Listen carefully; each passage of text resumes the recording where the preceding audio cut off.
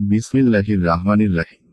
সূরা আদ-দুখান, আয়াত 34। তারা বলেই থাকে। আয়াতের তাফসীর। নিশ্চয় ওরা বলে থাকে, এক এক এ ইঙ্গিত মক্কার কাফেরদের প্রতি। কারণ আলোচনার প্রসঙ্গ তাদের সাথেই সম্পৃক্ত।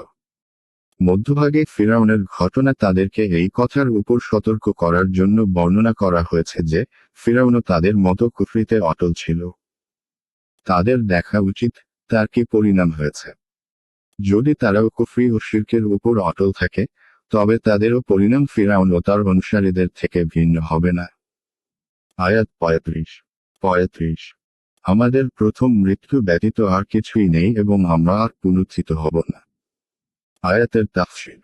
আমাদের প্রথম মৃত্যুই একমাত্র মৃত্যু এবং আমরা আর পুনরুত্থিত হব না। এক অর্থাৎ পার্থিব এই জীবনই শেষ জীবন। এরপর পুনরায় জীবিত হওয়া এবং হিসাব নিকাশ হওয়া সম্ভবই নয়। আয়াত 36। অতএব তোমরা যদি সত্যবাদী হও তাহলে আমাদের পূর্বপুরুষদেরকে উপস্থিত করো। আয়াতের তাফসীর। অতএব তোমরা যদি সত্যবাদী হও, তবে আমাদের পূর্বপুরুষদেরকে উপস্থিত করো।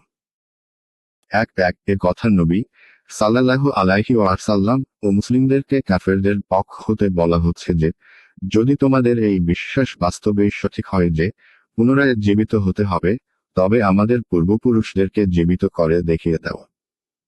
এটা ছিল তাদের অমূলক তর্ক ও আশার কথাবার্তা। কেননা পুনরায় জীবিত হওয়ার আকীদা ও বিশ্বাস হল কিয়ামতের সাথে সম্পৃক্ত। কিয়ামত ঘটার পূর্বেই দুনিয়াতে জীবিত হওয়া বা করার ব্যাপার নয়।